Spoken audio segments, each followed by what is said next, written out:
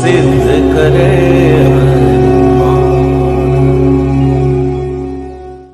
राम राम भाइयों, कैसे आप सभी को? उम्मीद है काफी अच्छे होंगे। चलिए डायरेक्टली इस वीडियो को शुरू करते हैं। दोस्तों, वीडियो शुरू करने से पहले फिर से एक बार हिंदू राष्ट्र की हार्दिक शुभकामनाएं। हर हर महादेव, जय श्री राम। जब भी हिंदू राष्ट्र शब्द मेरे दिमाग में आता है, जब भी हिंदू राष्ट्र में बोलता हूं, तो खुद से एक सवाल पूछता हूं, एनालिसिस करता हूं, ये हिंदू राष्ट्र है क्या?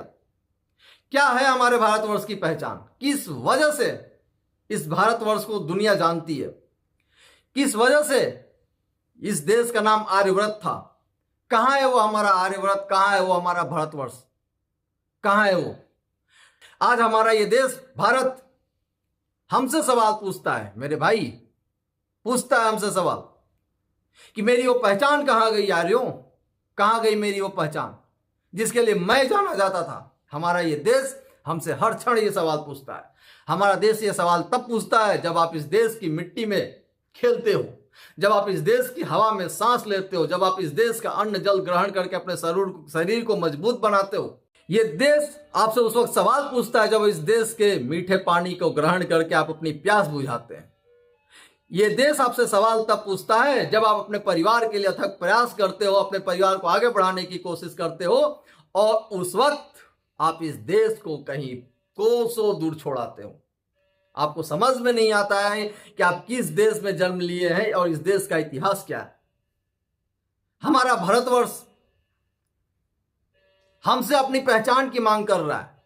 हमारा भारत हमसे चाह रहा है कि आज उसकी पहचान खतरे में है।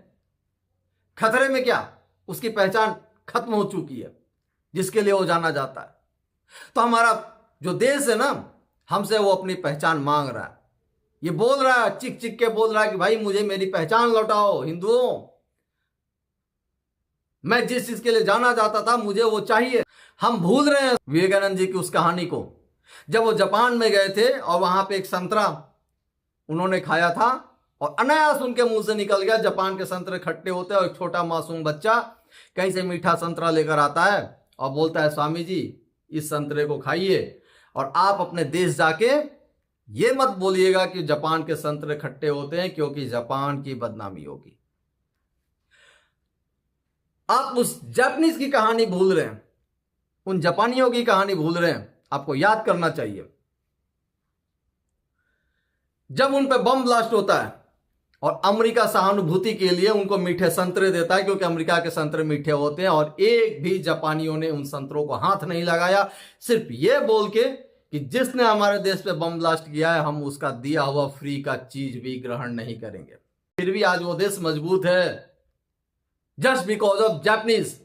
और आज हमारा जो देश है अपनी पहचान खो चुका है जस्ट बिकॉज ऑफ हिंदूज, सनातनी, जो इस देश के मूल वंशज हैं, जिन्होंने इस देश को अपने खून से, अपने पसीने से सींचा है, इसके गौरवशाली इतिहास की रचना की है। आप भूल गए श्री रामचंद्र जी को, जिन्होंने लंका पे चढ़ाई की थी सिर्फ अपने स्वाभिमान की रक्षा के लिए, अपनी पत्नी की रक्षा के लिए, और दिखाया कि भरत वंश के हम सपूत जो हैं कायर नहीं है, कुछ ना रहते हुए भी हम सब कुछ नस्तानाबूद करने का ताकत रखते हैं। ये वो देश है जहां पे द्रोण, भीष्म, कर्ण, अर्जुन, परशुराम जैसे वीर योद्धा पैदा लिए। ये वो देश है जहां पे एक से बढ़कर एक संत महात्मा पैदा लिए हैं। वेद व्यास, विश्वामित्र, वाल्मीकि, वशिष्ठ।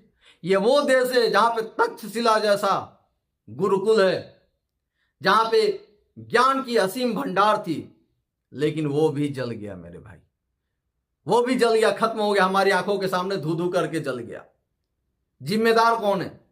हम हिंदू जिम्मेदार हैं। इस देश की पहचान को हमने बर्बाद किया, हमने मिटाया है, अपने हाथों से इस देश की बर्बादी लिखी है। जब भी इतिहास के पन्ने पलट के देखते हैं तो हमें यह समझ में आता है कि हमारे जो पूर्वज रहे आपस में चंद टुकड़ों के लिए लड़ते रहे और अपने चंद स्वार्थ के लिए उन्होंने मातृभूमि को त्याग दिया। आपस में लड़ते रहे, आपस में गद्दारी करते रहे, आपस में धोखाबाजी करते रहे और इस देश को कुर्बान होने दिया, चढ़ने दिया बलि पे। आक्रांता लुटेरा आए, लूट के लेके चले गए। अपनी आंखों के सामने हमने सब कुछ लूटने दिया और आज भी हम वही कर रहे हैं। कब तक आप अपने इस देश के सवालों से पीछा छोड़ाइएगा? कब तक आप आंख चुराते रहिएगा? आज इस देश को इस पहचान की जरूरत है, वो पहचान हम दिला सकते हैं, हम हिंदू। आज हमें एकाग्र होके, एक होके और ये सोचने की जरूरत है कि हम कहां गलती किए हैं, ऐसा कौन सा गलती किए हैं जिस वजह से हमारा देश का इतिहास खतरे में आ गया। और ये गौरवशाली इतिहास हम हिंदू ही वापस कर सकते हैं। तो मेरे भाइयों, मेरे हिंदू भाइयों, जागिए और पहचानिए अपनी शक्ति को। हम महाराणा प्रताप के वंशज हैं, हम छत्रपति शिवाजी के वंशज हैं, हम भगवान कृष्ण के वंशज हैं, जो 99 गाली सुनने के बाद गर्दन काटने की औकात रखता है। हम वो कृष्ण के वंशज हैं, हम वो आर्य हैं जिन्होंने इस मिट्टी को सींचा है। हम कैसे कमजोर हो सकते हैं? आज हम बट गए हैं अपने चंद फायदों के लिए। क्या किया हिंदुओं ने इस देश के लिए? इस देश को बर्बाद होने दिया। क्या सोच रहे होंगे हमारे पूर्वज? क्या सोच रहे होंगे राजा भरत, पांडु, कृष्ण, राम? क्या सोच रहे होंगे ऊपर से बैठ के देखे? क्या सोच रहे होंगे परशुराम जी? क्या सोच रहे होंगे भीष्म? क्या ये वही देश है जहां पे हम पैदा लिए थे? जिस देश को, जिस मिट्टी को हमने सींचा, बड़ा किया, अपने जान से ज्यादा प्यार किया और अपने अगली पीढ़ी को सौंपा ताकि वो इसे और आगे लेके जाए। लेकिन हमने क्या किया? इसे बर्बाद होने दिया, इसे लूटने दिया। कभी मुगलों ने लूटा, कभी अंग्रेजों ने लूटा, कभी पुर्तगालियों ने, कभी डचों ने, कभी फ्रांसीसियों ने, कभी आक्रांताओं ने, और आज इस देश को विधर्मी लूट रहे हैं। आज इस देश को वामपंथी लूट रहे हैं, आज इस देश को लेफ्टिस्ट लूट रहे हैं और हम लूटने दे रहे हैं। कभी कोई बोलने की आजादी के नाम पे इस देश को बदनाम कर जाता है, कभी कोई राजनीति के नाम पे कर जाता है, कभी कोई अपने चंद फायदों के लिए इस देश को बदनाम कर जाता है, कभी कोई गद्दारी के कारण कर जाता है, और हम बैठ के तमाशा देखते हैं। यह देश कब बदल गया मेरे भाई, पता ही नहीं चला। कब हथियार उठाने से यह मोमबत्ती जलाने वाला बन गया, यह समझ में नहीं आया मुझे। बताइएगा कि कब हमारा इतिहास रहा मोमबत्ती जलाने का? अरे हम तो दीपक जलाते हैं अंधेरा दूर करने के लिए, मोमबत्ती कब आपने उठा लिया? कब उठा लिया हमने, ये तो हमें समझ में नहीं आया मेरे भाई। आखिर में जाते जाते आपको दो घटनाओं के साथ छोड़े जाता हूं और सोचने के लिए आपको छोड़ जाता हूं कि आपने क्या किया इस देश के लिए। विचार कीजिएगा। जब श्री रामचंद्र जी लंका फतेह करते हैं, विजय हासिल करते हैं, तो लक्ष्मण जी उनके पास में जाके बोलते हैं, अयोध्या तो हमें निकाल दिया है, हम यही बस जाते हैं। सोने की लंका, अयोध्या से काफी खूबसूरत है, गौरव मतलब तरक्की है, अच्छा जिंदगी होगा, यहाँ पे सुख सुविधा बहुत। राम जी ने एक ही जवाब दिया, अपि स्वर्णमयी लंका नामे लक्ष्मण रोचते अजननी जन्मभूमिश्च स्वर्गादपि गरीयसी।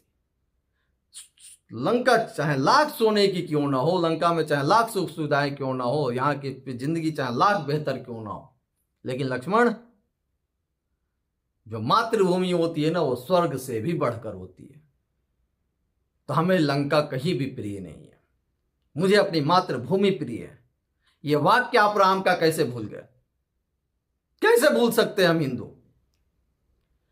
एक बचपन में कविता पढ़ा होगा आपने भी, तन समर्पित मन समर्पित और ये मेरा जीवन समर्पित, चाहता हूं देश की धरती मैं तुझे कुछ और भी दूं। बदला बदला हिंदुस्तान, कल तक देश पे मरता था जो, प्यार देश से करता था जो, अपने लिए ही जीने लगा क्यों आज के युग का हर इंसान।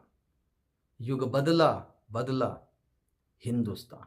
भारत नहीं बदला, हम बदल गए हैं और इस वजह से हमारा देश बदल गया है। राम राम जी, सोचने की जरूरत है। और हिंदू राष्ट्र बनना इतना आसान नहीं है जब तक हम और आप साथ में मिलकर काम ना करें। जय श्री राम।